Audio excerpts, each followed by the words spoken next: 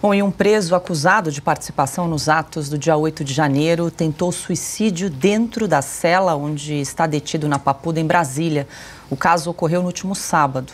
Claudinei Silva é portador de doenças e já teve um parecer da Procuradoria-Geral da República favorável à soltura desde o dia 9 de outubro.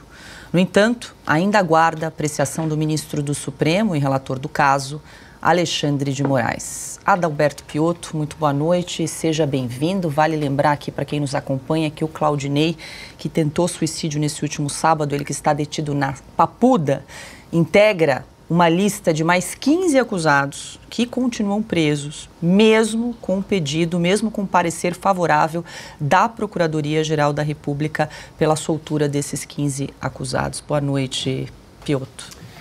Paula, boa noite. Silvio, Augusto, Ana Paula, a todos vocês que nos acompanham aqui, acho que a pergunta tem a resposta.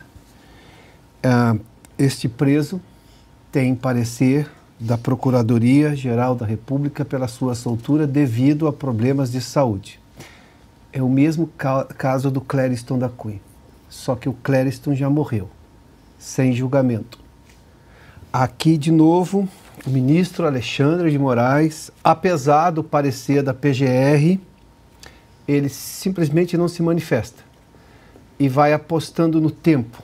O tempo foi a razão, ou pelo menos a consequência da morte do Clériston. A razão não, a razão foi dar mais tempo à prisão dele, sendo que a Procuradoria-Geral da República, baseada em, obviamente, laudo médico, em todas as condições, deu um parecer pela soltura dele. E, de novo, não era absolvição, era simplesmente medida cautelar fora da prisão.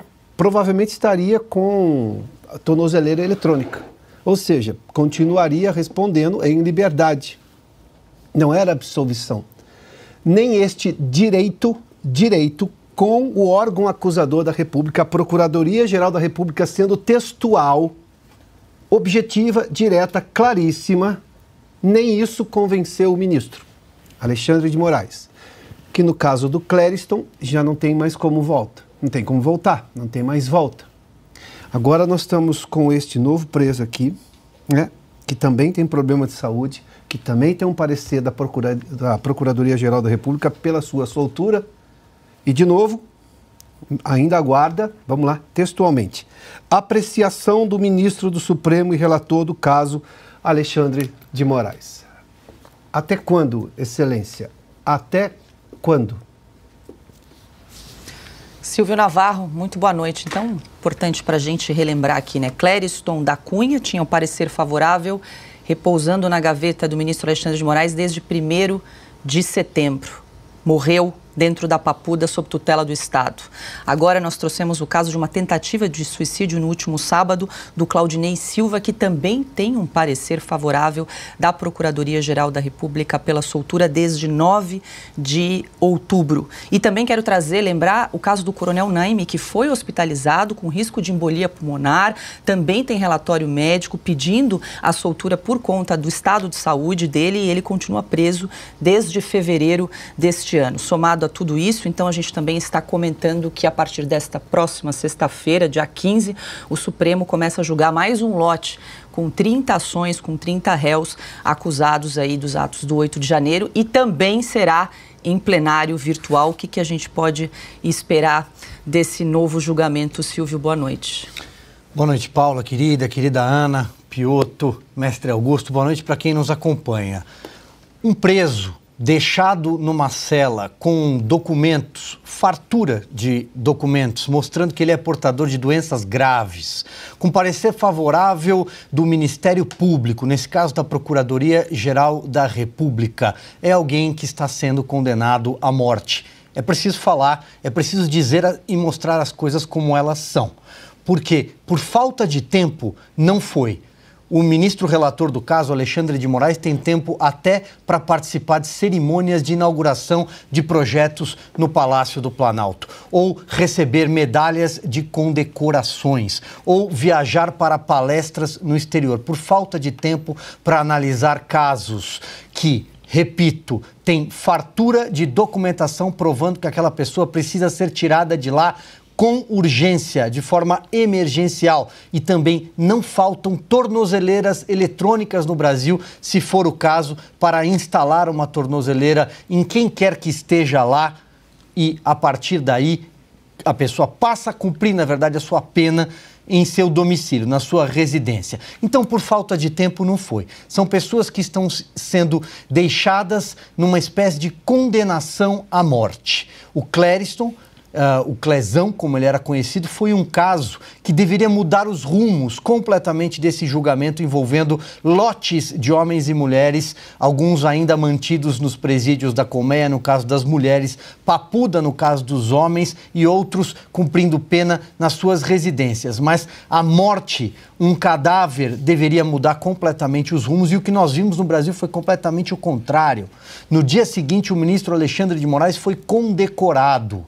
Houve uma louvação a ele, como aconteceu ontem outra louvação, porque uma plateia controlada e convocada gritava sem anistia, se referindo justamente a essas pessoas, algumas delas que correm o risco de não sair nunca mais daquela cela. O sentimento de injustiça, indignação, é o que leva uma pessoa, nessa situação que você acabou de descrever, Paula, a talvez tentar o suicídio. Isso é uma falta de horizonte, isso é uma falta de perspectiva de futuro, por estar envolto num processo kafkiano e entender que dali a condenação pode ser de mais 14 anos, de 15 anos, de 17 anos, e aí quando você olha a lista de crimes, golpe de Estado, abolição violenta do Estado Democrático de Direito, puxa vida, o ministro José Múcio Monteiro da Defesa, ministro nomeado por este governo que está aí, já se referiu ao 8 de janeiro como um tumulto, uma baderna, uma depredação de pessoas que saíram para protestar contra o triunfo da indecência eleitoral e numa tarde que terminou da forma como nem eles nem ninguém gostaria. E aí sim, nessa lista de crimes, talvez tenham que responder por dano material e deterioração do patrimônio tombado. Todo o resto pode ser sim uma condenação prévia à morte. Augusto Nunes, muito boa noite. Vale ressaltar aqui, mais uma vez, que o STF já julgou 30 acusados, 30 réus com penas superiores a 13 anos de prisão. O Silvio elencou aqui os crimes, né? Os 5 crimes, que vale aqui: associação criminosa, dano qualificado, golpe de Estado, abolição violenta do Estado Democrático de Direito e também deterioração de patrimônio tombado. Todos eles, a maioria deles, né, foi sentenciada aí com penas superiores a 13 anos de prisão. Boa noite, Paula, nossa chefe. Boa noite, Piotr, meu amigo, meu irmão Silvio. Ana, minha querida parceira. Já não há juízes no Supremo Tribunal Federal, né? Não há juízes. São advogados de acusação e que punem. Porque só numa corte formada por gente assim pode agir desse modo o ministro Alexandre de Moraes. Só.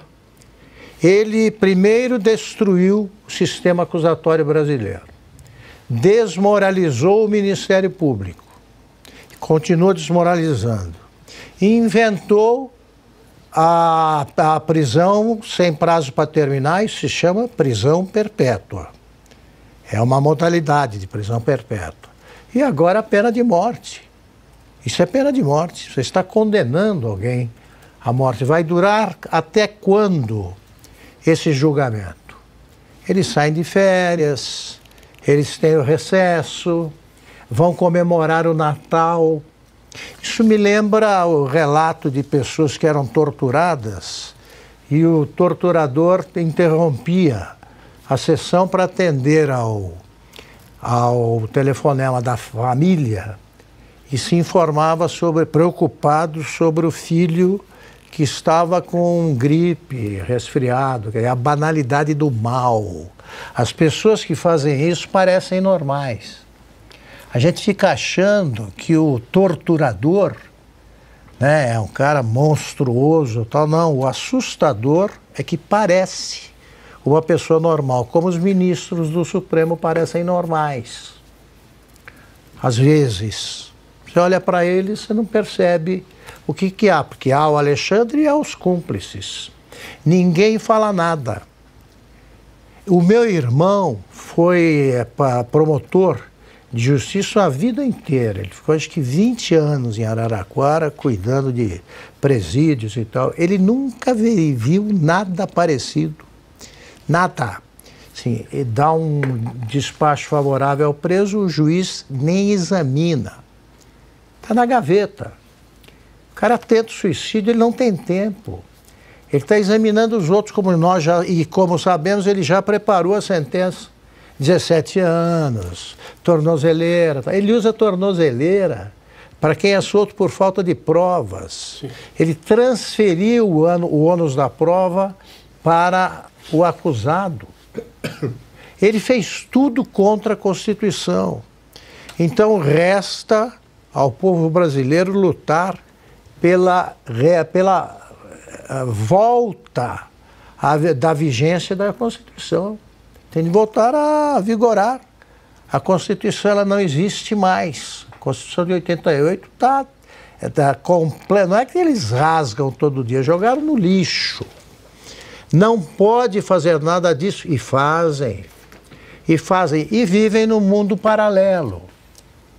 Só pode ser essa, quer dizer, você cercado por 8 seguranças o dia inteiro, e quando te soltam desse mundinho, que é uma espécie de prisão, também é uma espécie de prisão que eles vivem e alegremente, porque descansam no exterior e desfrutam de aplausos, festas como nessa festinha ridícula que nós mostramos ontem. Eles acham que é aquilo ali. Xandão, ele se acha popular com aquela turma. O que se pode esperar de gente que grita sem anistia e foi anistiada por ter sequestrado, matado, assassinado, executado pessoas? O Zé Dirceu, por exemplo, ele foi anistiado. O pessoal do PCdoB, a que pertence ainda, só formalmente, ele faz de conta que não. O ministro Flávio Dino fez a guerrilha do Araguaia. Mataram pessoas. E foram anistiados. E gritam sem anistia. Portanto, o que se tem mesmo é um embate entre civilização e barbárie. Entre quem quer a morte e quem torce pela vida.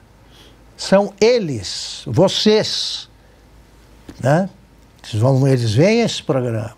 Vocês que apoiam o sem anistia, anistia não. Vocês que aplaudem o Xandão. Agora, vocês são assassinos ou cúmplices de assassinato. O Xandão é muito popular, manda disputar uma vaga na Câmara dos Deputados para ver se elege. Tentou ser governador, nem saiu. Então, exerce um mandato que não receberam do povo, eles se excedem em tudo, estão cometendo crimes e, no momento, o Supremo Tribunal Federal é uma instituição que age à margem da lei, fora da lei.